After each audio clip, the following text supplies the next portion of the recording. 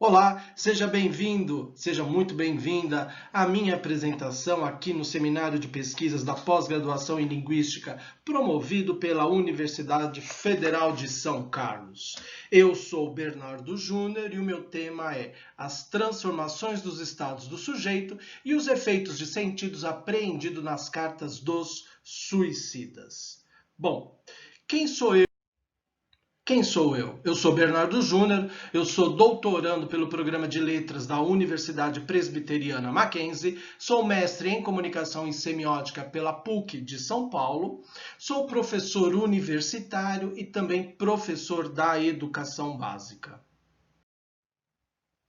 E aqui eu tenho um recorte da minha tese. E esse estudo nasceu pelo interesse pessoal com origem em duas vertentes.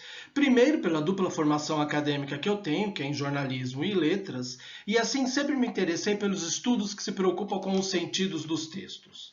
A outra perspectiva surgiu do momento que recebi uma postagem de um aluno de uma grande universidade aqui da Baixada Santista, em que ele publicou no Facebook uma carta de despedida e, na sequência, foi ao banheiro da universidade e se matou.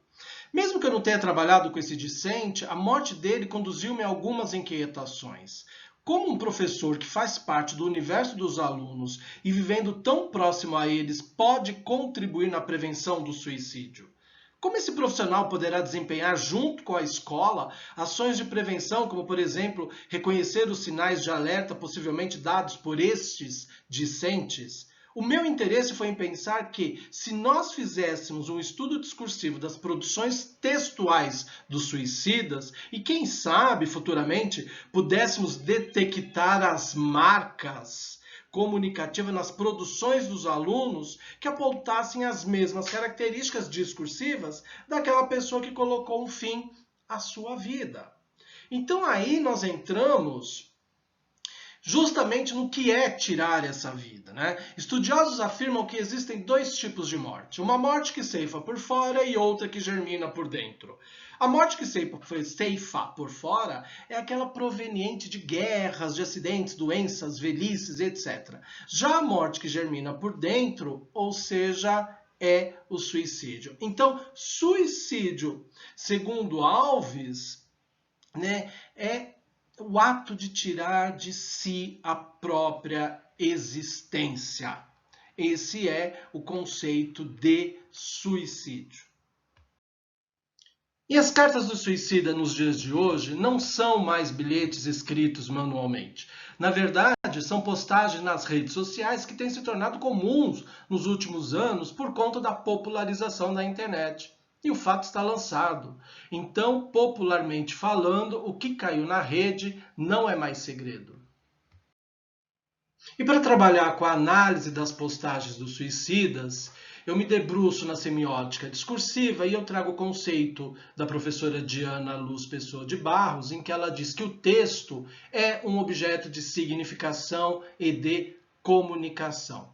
Enquanto objeto de significação, ele se organiza em estruturas internas que mantêm relações e, como objeto de comunicação, evidencia o elo que se estabelece entre um destinador e um. E para dar conta da minha análise, eu faço uso da semiótica discursiva que está inserida no quadro das teorias que se preocupam com o texto. Fazemos uso também do percurso gerativo de sentido, em que eu vou estudar aí as relações narrativas, discursivas e fundamentais do texto. Além disso, a semiótica das paixões, não como estudo dos temperamentos humanos, mas sim como efeitos de sentido afetivos ou passionais dos discursos resultados aí das investigações dos arranjos modais desse sujeito. E para selecionar o corpus da minha tese, eu adotei três critérios. Primeiro, a pessoa realmente é um suicida, o suicídio foi noticiado na imprensa e a carta foi publicada pelo suicida e no próprio perfil dele. E uma vez atendendo aos meus critérios, fui fazer a pesquisa pela internet e achei o perfil do Iago Oliveira. Entre todos os perfis que eu tenho na tese, eu escolhi o perfil do Iago para trazer aqui para a nossa análise. E por ser um perfil público, eu trouxe aqui na minha análise alguns trechos da carta do Iago. A avó casou aos 12 anos com um homem de 30, traição e abandonou os filhos. Irmão do avô deu fim a uma filha esquizofrênica. Um tio abusava sexualmente da tia. Tio pastor pagava pensão de R$ 50 e atrasava o pagamento. Eram 6 filhos, mas criava apenas 2. Fugiu da Paraíba por ter um caso com uma mulher casada. A avó deu um diploma falso para o tio. Tia enterrou vivos os 8 filhotes de cachorros. O pai era racista. Mas o importante é você não ser gay. E na minha tese, eu abro um capítulo em que eu chamo a morte do discriminado. E nessa análise, eu percebo que a homossexualidade de Iago provoca um rompimento no contrato fiduciário entre o destinador, que é a família, e o sujeito, que é o Iago, o que é caracterizado pelo seu mau comportamento, ou seja, pelo desvio nessa filosofia de conduta entendida pela família. Mostra-se que o sujeito modalizado por querer não ser e saber poder não ser, nega os valores heteronormativos impostos pela sociedade, como ele diz no trecho, pelo simples fato que eu sou gay, e reconhece que outros valores, como ser racista, corrupto, assassino, estuprador, pedófilo, poderiam colocá-lo em uma situação aceitável na família, como no trecho tá de boa. Desta forma, caso o sujeito aceitasse os valores relatados na postagem, ele não seria a vergonha da família, como ele mesmo afirmou no trecho, a vergonha da família sou eu. Há também o jogo, os valores religiosos inerentes ao discurso. Para a família, ser gay é ir contra os valores morais, e sendo assim, o sujeito cometeu um desrespeito ao preceito religioso, tornando-se um pecador. Ser gay é um pecado. O sujeito encontra-se em disjunção com os valores impostos pelo destinador e o rompimento do acordo social acaba por modalizá-lo em um querer fazer, o que leva a delatar publicamente as ações da família. O sujeito não é aceito moralmente pelos familiares e, a partir daí, ele é tomado pela decepção com o destinador que não o acolheu e não o apoiou em sua orientação sexual. Também há o surgimento da insatisfação pelo ato de saber que é impossível adquirir o objeto desejado, que é a aceitação por parte da família. Esses dois sentimentos instituem um descontentamento no sujeito. A insatisfação e a decepção são estados da terminatividade e assim podem assinalar a realização de um fazer. Na medida em que há duas esperas que conduziram pela não realização do que se desejava, há um duplo descontentamento, a insatisfação e a decepção. Há que distinguir uma falta objetal, uma carência do objeto que o sujeito desejava, de uma falta fiduciária, que é uma crise de desconfiança. Assim, caracteriza-se o sujeito como um ser amargo, por ter em sua paixão um sofrimento arraigado de dor e de ressentimento.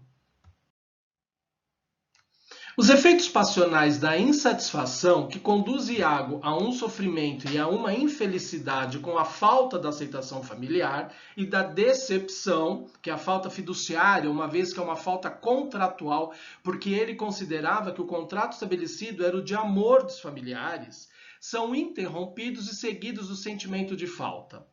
Com a consciência da falta, o sujeito busca repará-la.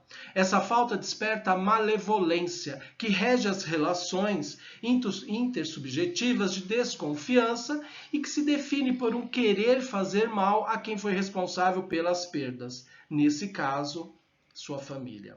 Essa destruição se faz em duas vertentes. Primeira, no programa de vingança, Iago revela publicamente a imoralidade das ações dos parentes. Para isso, o sujeito se contrapõe a todas as justificativas morais da família, expondo as ações podres do avô, da avó, do tio, da tia e até do próprio pai. E o outro é no programa de revolta, em que Iago priva o pai e a mãe do filho vivo e revela publicamente sua homossexualidade. Embora o Iago tenha acusado o pai apenas de racista em sua postagem, como ele diz no trecho, abre aspas, para o meu pai, todo negro é marginal, todo serviço mal feito foi feito por negro e todas essas coisas racistas que já conhecemos, fecha aspas, As reações do pai e da mãe relatadas na matéria do site BuzzFeed News nos levam a apreender que os pais do jovem eram também homofóbicos e não cumpriram o contrato de amor incondicional ao filho, gerando a revolta do sujeito. E sendo assim, como uma maneira de fazê-lo sofrer, Iago coloca uma corda no pescoço e põe fim em sua vida no dia 14 de março de 2018. Outra forma de sofrimento foi que o sujeito também abre o jogo para toda a rede social sobre sua homossexualidade, o que muito provavelmente os pais deveriam tanto esconder da sociedade. A todos vocês, o meu muito obrigado e até a próxima.